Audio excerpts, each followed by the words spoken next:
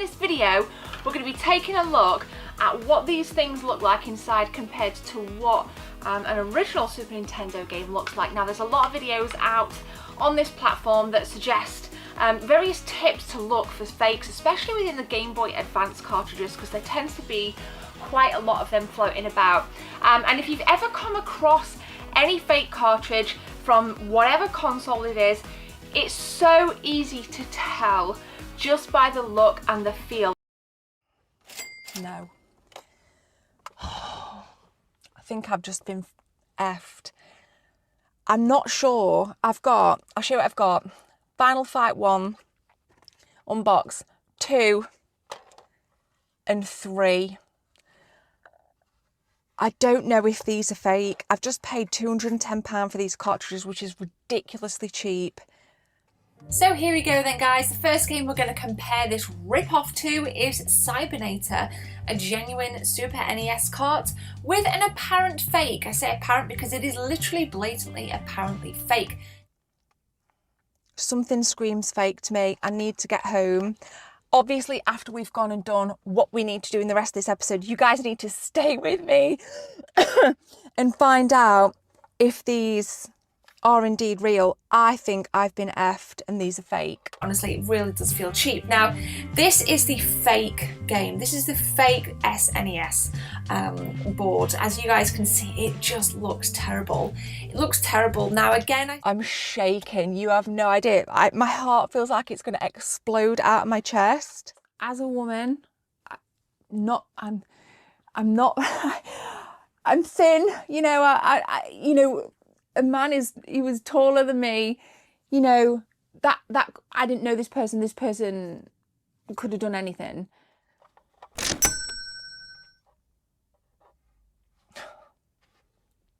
So taking a closer look at the plastic then, the left one is real, the right one here with the bubbling plastic is completely fake. Now, whilst you can't see that from the outside, these things are really easy to pop open. I think I paid about £3 for the tool, which takes all SNES games apart.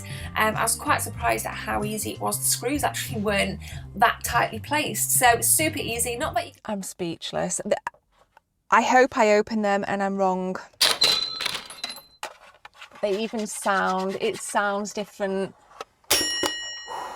Right, stay tuned for the big reveal later on. You should, like I say, you should be able to tell the difference just by looking. Now, it's insane.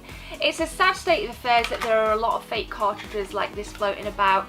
And I fell into the trap at a gaming market once when I bought, I think it was Super Mario World on the Super Famicom. And I actually was like completely oblivious. The shell itself was in a really, like, you couldn't tell. The shell just looked solid, and even the markings on the back were pretty convincing to me. But you guys told me that it was a fake. And since then, I've been ever so vigilant in what I buy, and I have a good look. I have a second look at these things. Here's what happened. So, as I grab my brew, I see these games, Power Super Nintendo games, on Facebook Marketplace. Didn't say anything about them being repro at all. There was very poor lighting on the games, and I saw Final Fight 1, 2 and 3 for 250 quid on box. I thought, do you know what? Sometimes in life you drop on a bargain. In fact, I noticed today that on the back of the case to this thing, it says something about Mortal Kombat on the PlayStation. Like, seriously. I mean, made in Taiwan is complete crap. I get to the door. I didn't film it because I think I was just rude.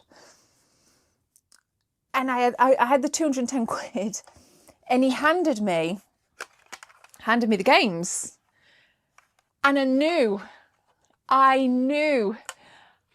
they were fake immediately. There's just something about them, right? You just know. They feel light. The plastic feels different. The stickers look like they've got too much contrast on them. The back sticker there doesn't even look like the right colour. And then there's this scammer, and I've handed him the money at this point, and I said, are these fake? No. Okay, so you've told me no. They weren't advertised as repros. Dead giveaway on the back. Feels really plasticky, so hormonal. And then he'd got the money, and I walked away, and I knew, I was like, yeah, they're fake. So I drive away, but my heart was racing. My heart was like pounding. I've just spent £210 fake games. Might as well just given it to animal charity. I would have rather have done that. God, I mean, I'm not going to recoup in ad revenue. To get £210 ad revenue, I'm probably going to need about 50, 60,000 views on this. Like, not even joking. And let's face it, that's not happening, is it? So, you know, to recoup my money and the petrol and my time,